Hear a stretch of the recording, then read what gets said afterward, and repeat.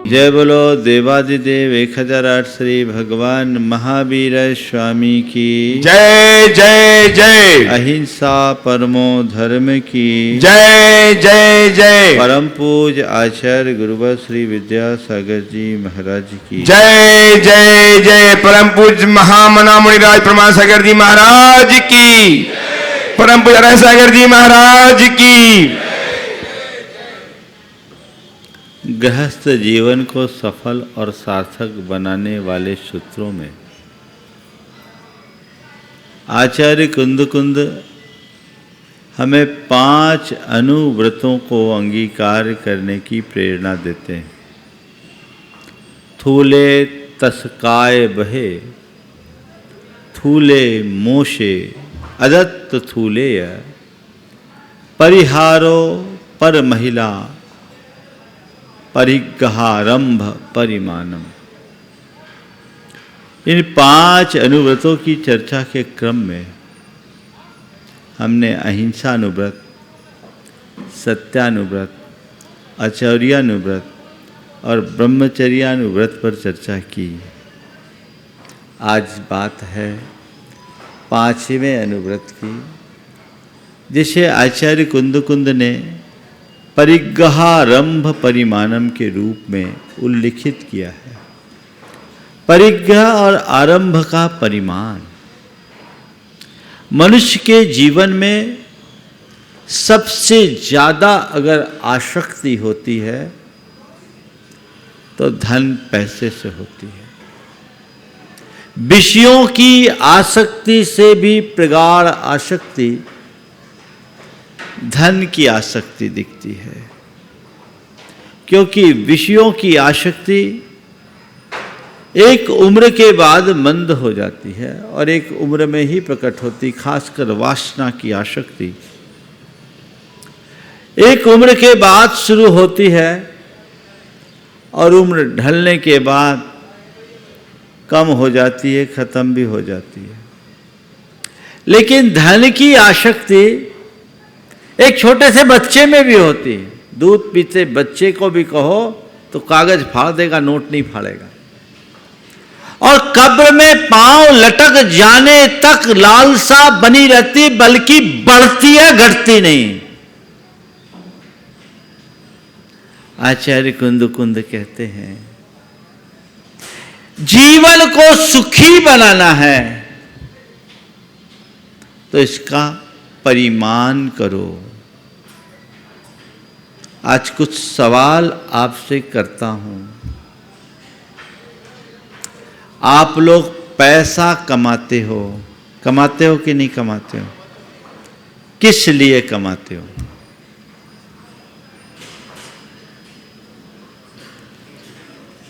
पैसा कमाते हो किस लिए कमाते हो? 4 सवाल है। क्यों कमाना, कितना कमाना, कैसे कमाना और कब तक कमाना। पहला सवाल, क्यों कमा रहे हो? कमाते रहे हो ना, किस लिए? बोलो मनीष। हाँ, परिवार के लिए। एक बार ऐसा हुआ, एक युवक बड़ा उद्यमी था और कम उम्र में उसने काफ़ी बड़ा विस्तार किया अपने व्यापार का। लेकिन व्यापार इतना बढ़ गया कि परिवार को समय ही नहीं दे पाता था। वो हर हफ्ते में 5 दिन तो बाहर ही रहता, कभी 7 दिन भी हो जाए, लेकिन 2 दिन से ज़्यादा हफ्ते में घर नहीं रह पाता। और उसका काम जंगलों से जुड़ा हुआ था, तो जंगलों में रहता था, बीड़ी पत्ते का काम था। जंगलों में जुड़ा रहता, महीनों महीनों जब बीड़ी पत्ते का सीजन आता तो जंगलों में भी रहना पड़ता। और वो ऐसा बहुधंधी कि कोई भी काम बोल दो तो बढ़ जाए, पैसा बहुत कमाए। एक दिन उसकी धर्मपत्नी ने उसके सामने मुझसे कहा, महाराज जी इनको कुछ समझाइए, ये बस पागल ही बने होते हैं। मैंने उसकी तरफ देखा तो बोला, महाराज जी मैं कुछ नहीं, बस इन्हीं लोगों के लिए करता हूँ। जैसा अभी कहा, परिवार के लिए कमाते हैं। हाँ, मैं कुछ नहीं, मैं तो बस इनके लिए कमा रहा हूँ, तो उसकी पत्नी ने छूटते ही कहा, महाराज हमें इनका पैसा नहीं चाहिए, हमें हमारा पति चाहिए। ये परिवार के लिए कमाने की बात करते हैं, ये पूछो इनके पास परिवार के लिए वक्त है? क्यों कमाते हो? सबसे पहला उद्देश्य कमाने का है जीवन का निर्वाह। कमाई की शुरुआत आदमी जीवन के लिए करता है, जरूरतों की पूर्ति के लिए कमाना है, समझ में आता है। लेकिन कमाना ही तुम्हारी जरूरत हो जाए तो समझ में नहीं आता। क्यों कमाते हो? अपने जीवन की जरूरतों की पूर्ति के लिए। जब तक तुम्हारे जरूरतों की पूर्ति हो रही है तुम कमाओ, मुझे उससे कोई आपत्ति असहमति नहीं है। लेकिन पहले अपने मन को पलट करके देखो कि तुम अपने जरूरत की पूर्ति के लिए कमा रहे हो या केवल कमाने के लिए कमा रहे हो। अपने जरूरतों की पूर्ति के लिए कमा रहे हो या कमाने के लिए कमा रहे हो? और जरूरतों की पूर्ति के लिए कमा रहे हो तो तुम्हारी जरूरतें कितनी हैं? कितनी हैं? हाँ, कोई नहीं है ना। क्या हुआ? एक बार एक सवाल आया मेरे पास शंका समाधान में कि महाराज दुनिया में सब प्रकार के प्राणी हैं, लेकिन ये कैश केवल मनुष्यों के पास क्यों है, बाकी अन्य प्राणियों के पास क्यों नहीं? हमने कहा ऐसा केवल इसलिए कि अन्य प्राणियों के पास केवल पेट है और मनुष्य ने अपने साथ पेटी अटैच किए हुए। मनुष्य ने अपने साथ पेटी अटैच कर रखा है और पेट के साथ पेटी अटैच कर रखने के कारण वो कैश के पीछे पागल है ना। सवाल है कितना, क्यों कमाना? पहला सवाल। जब तक ये कंसेप्ट सही नहीं होगा जीवन आगे नहीं बढ़ सकेगा। हकीकत में अगर कहूं तो आजकल लोग जरूरत के लिए कम कमा रहे हैं, कमाना ही उनकी ज़रूरत है। एक सज्जन जो बड़े संपन्न, काफ़ी लंबा चौड़ा कारोबार, मैंने कहा भैया आप 70 साल की उम्र हो गई और एक बीमारी भी आ गई है तो थोड़ा सावधान हो जाओ, अपने आप को डाइवर्ट करो। महाराज फिर मैं करूँगा क्या? ये एक समस्या। नहीं करूँगा तो करूँगा क्या? सवाल इस बात का है कि तुम्हारे लिए करणीय क्या रह गया? केवल गोरख धंधा या आत्मोद्धार भी? अगर तुम्हारा करनी केवल गोरख धंधा है तो ये बहुत बड़ी भूल है। इस गोरख धंधे से मुक्त होकर अपने आत्मोद्धार की बात भी सोचो, जो जीवन का अंतिम लक्ष्य होना चाहिए, अल्टीमेट गोल होना चाहिए। तुम कितना भी कमा लो, गोरख धंधा करते करते एक दिन थक कर हार जाओगे और मर जाओगे, बचेगा कुछ नहीं। अपने लिए जो करने योग्य है वो करो। तुम्हें ये दुर्लभ मनुष्य जीवन मिला है, इसे सार्थक बनाओ, सफल बनाओ। तो क्यों कमाना? अपने मन से पूछो, मैं जीने के लिए कमा रहा हूं या कमाने के लिए जी रहा हूं? जीने के लिए कमा रहा हूं या कमाने के लिए जी रहा हूं? उत्तर अपने से पूछना, दूसरे से नहीं। अगर जीने के लिए कमा रहे हो कमाओ, लेकिन कमाने के लिए जी रहे हो तो ये बहुत बड़ी बेवकूफ़ी होगी। यानी तुम कुछ नहीं कर रहे हो, एक प्रकार से बधुआ मजदूर बने हुए हो। बधुआ मजदूर क्या करता है? खटता है। खटता क्या? उसे खटना पड़ता है, जी तोड़ खटता है, लेकिन उसका कोई लाभ उसे नहीं मिलता। मिलता है क्या? जिसके लिए खट रहा है वो उसी के लिए अर्पित हो जाता, उसे कुछ भी हासिल नहीं होता। तुम जीने के लिए कमाओगे तो वो तुम्हारे काम आएगा, लेकिन कमाने के लिए जियोगे तो खटोगे, अपने लिए कुछ नहीं कर पाओगे, क्योंकि एक दिन सब छोड़ करके जाओगे। इसलिए क्यों कमाना? क्यों तो क्यों कमाना, इसका उत्तर क्या है? जीने के लिए कमाना, जरूरत के लिए कमाना। और चलो एक कदम और आगे बढ़ जाता हूं, जरूरत के लिए कमाऊं या जरूरतमंदों के लिए कमाऊं? क्या करो? जरूरत के लिए कमाओ और जरूरतमंदों के लिए कमाओ। इसके अलावा क्या काम है? हाँ, दान, वो सब जरूरतमंदों में आ जाता है। जरूरत के लिए कमाओ या जरूरतमंदों के लिए कमाओ, इसके अलावा कमाने का कोई उद्देश्य नहीं है। और मैं एक बात कहता हूं, जरूरत के लिए कमाने में कदाचित पाप होगा, पर जरूरतमंदों के लिए कमाओगे तो केवल पुण्य होगा, क्योंकि उसमें तुम्हारा दान होगा, योगदान होगा। तो जरूरत के लिए कमाना पाप है, जरूरतमंदों के लिए कमाना पुण्य है। तुम किसके लिए कर रहे हो? महाराज, ना मैं जरूरत के लिए कर रहा हूं, ना जरूरतमंदों के लिए कर रहा हूं, मैं तो केवल कमाने के लिए कमा रहा हूं। तो उसको क्या कहेंगे हम?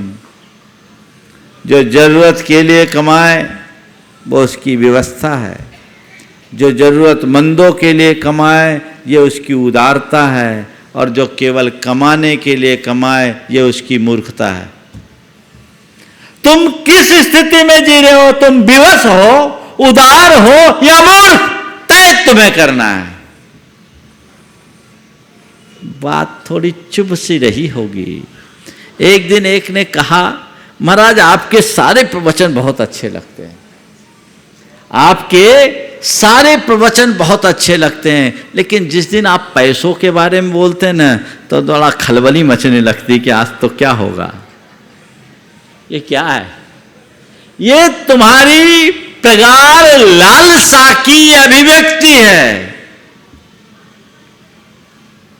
तो पहला सवाल, क्यों कमाना? ये आपको खुद में निश्चित करना है। चलिए, जरूरत के लिए कमाएं, परिवार के लिए कमाएं, ठीक है। कितना कमाना? कितना? यहां तो आचार्य कह रहे हैं परिग्रहारंभ परिमाणम। परिग्रह का परिमाण, आरंभ का परिमाण, यानी आपाधापी का परिमाण, भाग दौड़ का परिमाण। बहुत विशेष शब्द को ध्यान में देना है। भाग दौड़, ओवर, सब लोग आजकल तो बिल्कुल दौड़ ही रहे हैं, ठहरने का तो कोई काम ही नहीं है। 24 घंटे एक ही धुन, खाने तक के लिए वक्त नहीं। लोग कहते हैं महाराज हम रोटी के लिए कमाते हैं, पर कमाने में इतने लीन हो जाते हैं कि रोटी के लिए वक्त नहीं जुटा पाते। बोलो, है ना? रोटी के लिए कमाना समझदारी है, समझ में आता है, लेकिन कमाने में इतना मगन हो जाना कि रोटी खाने का ही वक्त ना मिले तो क्या काम? हा? मैंने सुना घनश्याम दास बिड़ला ने उनके परिवार में एक व्यवस्था बना रखी थी कि परिवार के सभी सदस्य एक साथ भोजन किया करते थे। उनके ही परिवार के संभवतः आदित्य बिड़ला 2-4 दिन शाम के भोजन में उपलब्ध नहीं हो पाए। उनसे पूछा गया, क्या बात है, आज 3 दिन से तुम भोजन में नहीं आ पा रहे हो समय पर, क्या वजह है? 3 दिन से तुम भोजन में क्यों नहीं आ पा रहे हो? उसने कहा काम ज़्यादा है इसलिए नहीं आ पा रहा हूँ। उन्होंने उसी दिन उसकी 5 कंपनियों को बसंत बिरला के लिए ट्रांसफर कर दिया और कहा तुम्हारे पास काम इतना अधिक है कि खाने के लिए टाइम नहीं है, इसलिए खाने के लिए टाइम निकालो, काम के पीछे परेशान मत हो। ये देखेगा, ये दृष्टिकोण। और तुम अरे ठीक है चलेगा। एक बात बोलूं, जितने पैसे वाले हैं ना उनकी थाली को जाके देख लेना, पैसे वालों की थाली को जाके देख लेना, थाली में कुछ नहीं मिलेगा, लूखे फुलके, उबली लौकी और मूंग के दाल के अलावा नसीब ही नहीं है उनके बेचारे के लिए। रसोईया ने थाली लगाई, सेठ ने थाली देखी तो थाली में रोटी में घी ज्यादा थी। उसने जोर से आवाज लगाई, रोटी में इतनी घी क्यों? रसोईया आया, कहा मालिक माफ करना, भूल से मेरी थाली आ गई, भूल से मेरी थाली आ गई, उसका तो पुण्य ही नहीं है कि भोग पाए। कहां जा रहे हैं? बात समझने की है। संत कहते हैं पैसा कमाना, पर पैसे के पीछे पागल मत होना। एक बात अंतस में अंकित कर लो, धन जीवन के निर्वाह का साधन है, साध्य नहीं। साधन है, साध्य नहीं। तो साधन को साधन की भांति रखो, उसे साध्य मत बनने दो।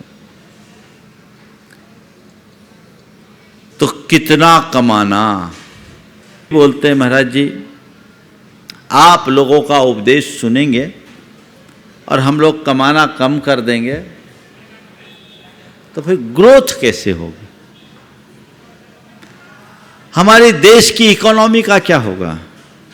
लोगों का रोजी रोजगार का क्या होगा? मैं आपको एक बात कहता हूं, संपन्नता के लिए निषेध नहीं है और कमाने के लिए भी निषेध नहीं है, पर होश के साथ कमाने का निर्देश है। चक्रवर्ती तो विपुल धन का स्वामी होता है कि नहीं होता है? इस धरती पे सबसे ज्यादा संपदा अगर है तो चक्रवर्ती के पास होती है। सार्वभौम एक छत्राधिपत्य साम्राज्य है ना,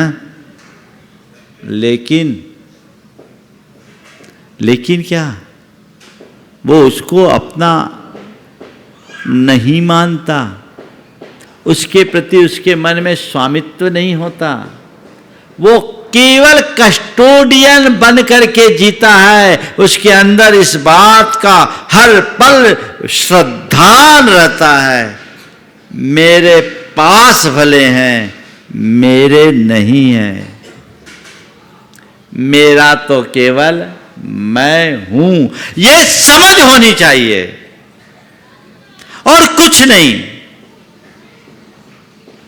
तो कमाओ, जरूरत के लिए कमाओ, जरूरतमंदों के लिए कमाओ, कितना कमाओ जितने में तेरी जरूरतों की पूर्ति हो जाए और जरूरतमंदों की पूर्ति कर सको।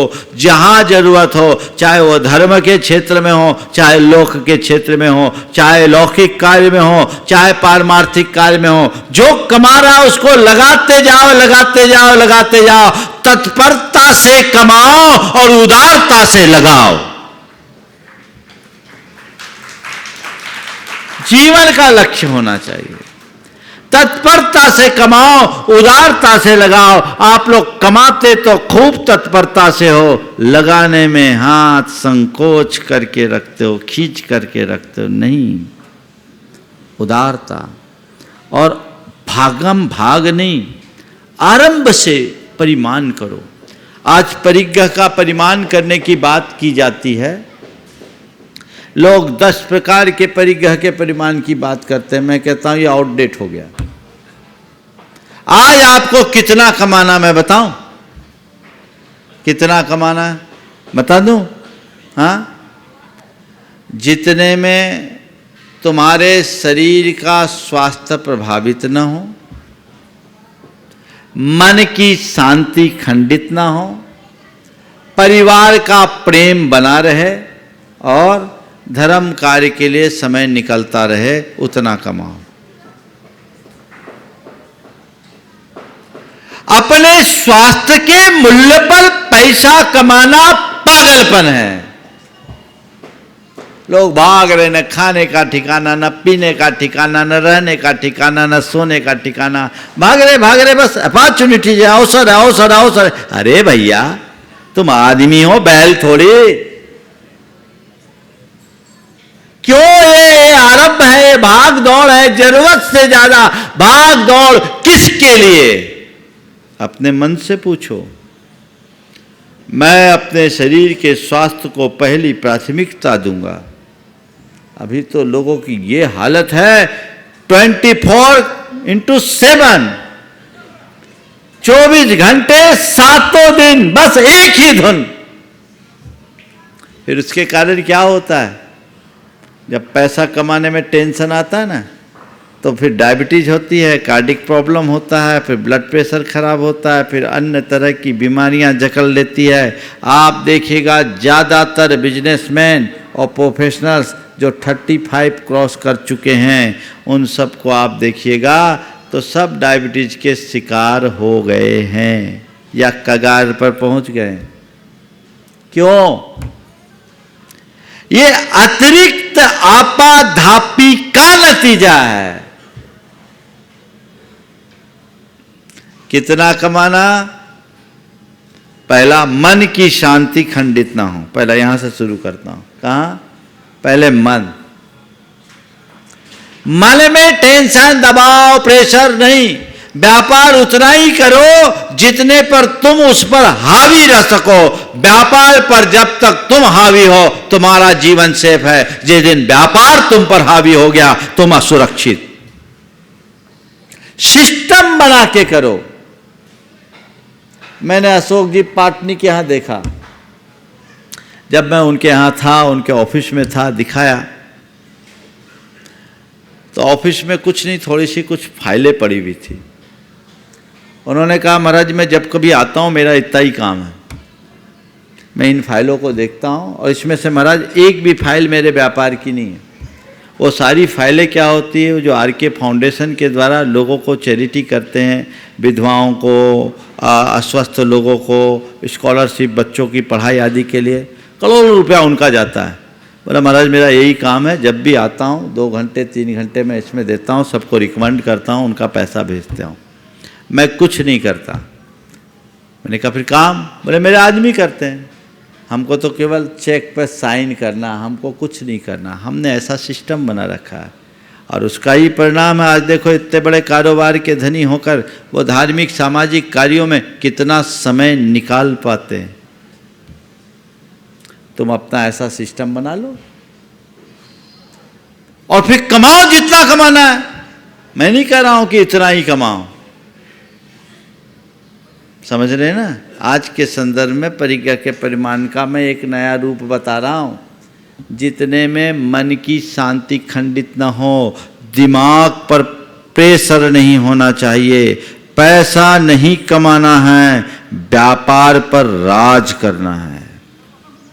इसे अपना उसूल बनाओ, सिस्टम बना के चलो। और आजकल तो सब कुछ इसी सिस्टम से चलता है। जो मैनेजमेंट के जानकार लोग हैं वे सलाह भी देते हैं कि अगर आपको अपनी कंपनी की ग्रोथ बढ़ानी है तो भाग दौड़ कम करो। सन 2010 में इंडिया टुडे में भारत के अप्रैल का अंक था और उसके पत्रिका में भारत के 100 रसूखदार लोगों के नाम थे। उसमें से 2 जैन बंधुओं का नाम था, Vineet Jain, Sameer Jain, times of India group से, बेनेट कॉलमैन ग्रुप से। उन दोनों का नाम क्यों दिया गया? भारत के 100 रसूखदार लोगों में उन दोनों का नाम क्यों दिया गया, मैं आप सबको बताना चाहूँगा कि उन लोगों ने अपने कारोबार में खुद को केवल नीतिगत मामलों तक सीमित रखा और 20 सीईओ अपनी कंपनी में रखे। 20 सीईओ अपनी कंपनी में रखे और खुद को नीतिगत मामलों तक सीमित कर लिया और अपने बिजनेस में 300% की ग्रोथ दी। ये मैनेजमेंट है। हम टेंशन क्यों लें? लेकिन जब आसक्ति होती है तो लोग गड़बड़ करते हैं। चवन्नी खोजने के लिए अठन्नी का तेल जला देते है ना। हाँ, चवन्नी खोजने के लिए अठन्नी का तेल जला देते हैं लोग। चवन्नी खोजने के लिए अठन्नी का तेल जलाते हैं और मैं चवन्नी का काम अठन्नी में कराकर रुपया बचाने की कला सिखाता हूं। है मेरे पास टेक्निक। चवन्नी का काम अठन्नी में कराकर रुपया बचाने की कला सिखाऊंगा। है मेरे पास वो आर्ट। समझ गए?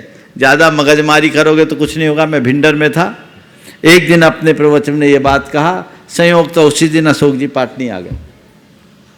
वो प्रवचन सुने और ने कहा महाराज आज आपने जो बोला ना वो वही मैं करके आया हूं। बोले क्या? बोले महाराज जी आपके लिए उदाहरण है।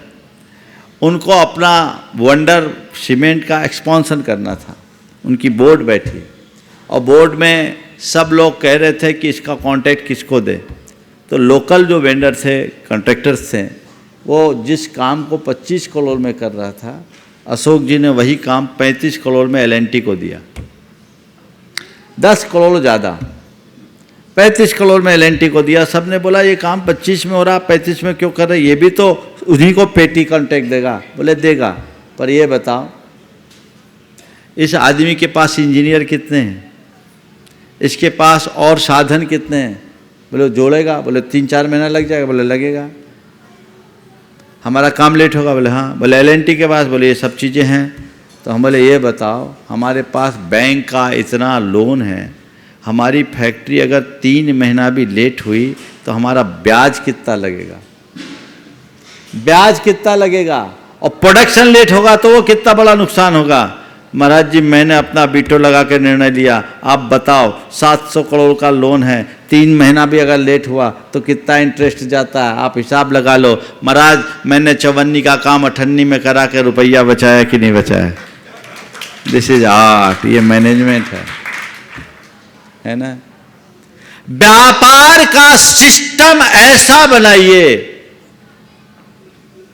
जिसमें आपकी शक्ति अल्प लगे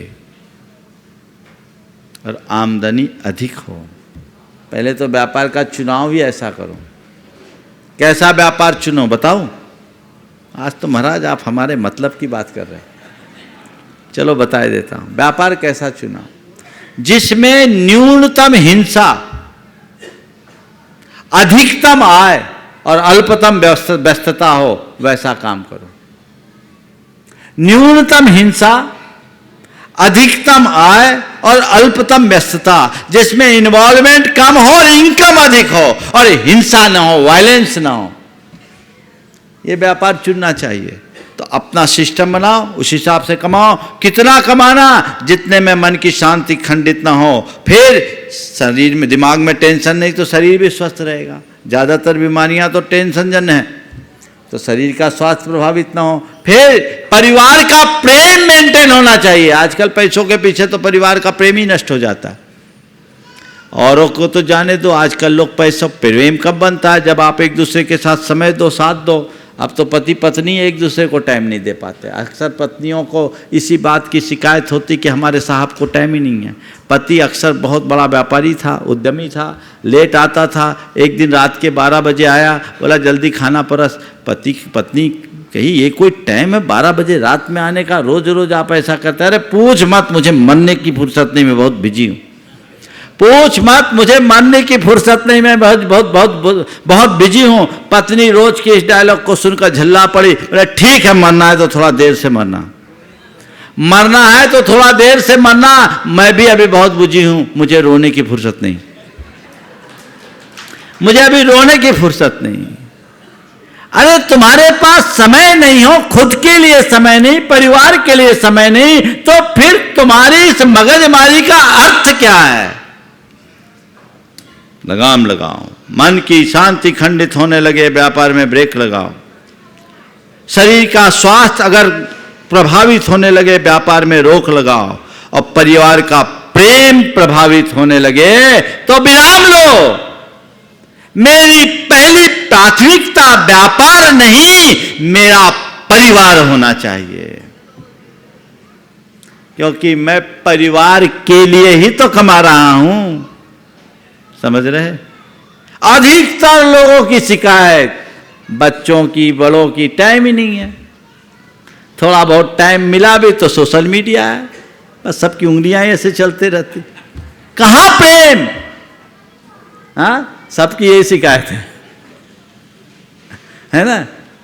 तो टाइम निकालना सीखिए। परिज्ञारंभ परिमाणम का ये आज के समयानुरूप अर्थ है। और व्यापार इतना कीजिए जिससे जब समय हो, अवसर आए तो धर्म कार्यों में आप समय निकाल सके। आज देखो जितने भी फेस्टिवल है ना, उन फेस्टिवलों को एंजॉय कौन करता सबसे ज्यादा मालूम? तुम्हारा जो मजदूर वर्ग है ना, वो 4 दिन नहीं करना काम तो नहीं, पूरा आनंद। देखो पूरा काम बंद है। राजस्थान के कारीगर 15 दिन नहीं आएंगे। वो दिवाली में गए तो डोल देव उठनी 11 के पहले आएंगे नहीं। तुम्हारा काम हो तो और ना हो तो। और तुम बोलो 8 दिन का सिद्ध चक्र विधान है, कैसे आए, दुकान धंधे का क्या होगा? अरे भैया, क्या मजबूरी है तुम्हारी? यही बदलना चाहिए। तो कितना करे, कब तक करे, कब तक करे? 60 साल में रिटायर होता है आदमी। व्यापारी टायर्ड हो जाता, रिटायर नहीं होता। कब तक व्यापार करो? जब तक तुम्हारी संतान व्यापार को संभालने में समर्थ न हो, तब तक तुम व्यापार करो। जिस दिन संतान व्यापार संभाल ले, उस दिन तुम अपने आप को निवृत्त कर लो, रिटायरमेंट लो। हमने तो मारवाड़ी में कहावत सुनी है कि जिस दिन बाप के पांव की जूती बेटे के पांव में आने लगे, बाप रिटायरमेंट की तरफ सोचना शुरू कर दे और बेटे को दायित्व सौंपना शुरू कर दे, तब जीवन संतुलित होगा। लेकिन क्या करे, लगे हैं।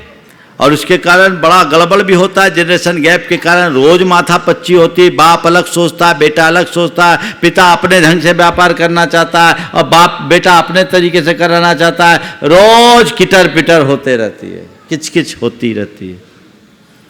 कब तक चलाए और कैसे कमाएं? तसल्ली के साथ कमाए, नीति के साथ कमाए, एक सही पॉलिसी अपना करके कमाए। शॉर्ट टर्म नहीं चलाएं, धीरे धीरे आगे बढ़े। समझ गए? एकाएक पैसा कमाने की लालसा मन में मत रखना। एक एक करके 1000 सीढ़ी चढ़ना, एक साथ 100 सीढ़ी चढ़ने की कल्पना कभी मत करना। तो जीवन में आप रस ले पाओगे, जीवन का सार पा पाओगे। तो परिग्रहारंभ परिमाणम, परिग्रह का परिमाण, आरंभ का परिमाण। यदि तुम्हारे पास परिग्रह है भी तो परिग्रह ही मत बनो, संग ही बनो। धन है, मौकाए लुटा दो। भामा शाह के पास धन था, तभी तो उन्होंने राणा प्रताप के लिए सब सौंप दिया। ये राष्ट्र को जरूरत था, जरूरत के लिए उनने अर्पित कर दिया। धन नहीं होता तो क्या करते? तो धनी होना बुरा नहीं है, धन से चिपके रहना बुरा है। धन का संग्रह हो, परिग्रह नहीं। बस ऐसी सोच विकसित कर लो। समझ गए? नदी में बांध क्यों बनाया जाता है? पानी रोकने के लिए कि पानी को रोककर उसे सही जगह पहुंचाने के लिए? हाँ, है ना? बांध बना लिया, पानी रोक लिया और पानी निकाले नहीं तो क्या होगा? विप्लव आ जाएगा और क्या होगा? सब तहस नहस हो जाएगा। तो मैं आपसे कहता हूं, बांध बनाओ, धन जोड़ो, कोई बुराई नहीं। लेकिन जिस रफ्तार से पानी आ रहा है उसी रफ्तार से छोड़ते भी जाओ, नहीं तो डूब जाओगे, सब बर्बाद हो जाएगा। जितनी कमाई उतना लगाते जाओ तो तुम्हारा धन तुम्हारे जीवन को धन्य बना देगा, तुम्हारे जीवन का उत्थान होगा। तो परिग्रहारंभ परिमाणम, ये हमारे लिए बहुत बड़ी प्रेरणा देता है। आप अन्य तरीके से परिग्रह का परिमाण नहीं कर पाओ, कोई बात नहीं, पर जो 4 बातें मैंने आज आप सबसे कही है उनको आपको देखना है। 4 सवालों पर विचार करके पैसा कितना कमाना, परिग्रह कितना रखना, मन की शांति खंडित न हो, शरीर का स्वास्थ्य प्रभावित न हो, परिवार का प्रेम बना रहे और धर्म कार्य के लिए समय निकाला जा सके। यदि यह आपने कर लिया तो आप राजा हो, आपका जीवन धन्य है। समय आप सबका हो गया, यहीं पर विराम। बोलिए परम पूज्य आचार्य गुरुवर श्री विद्यासागर जी महाराज की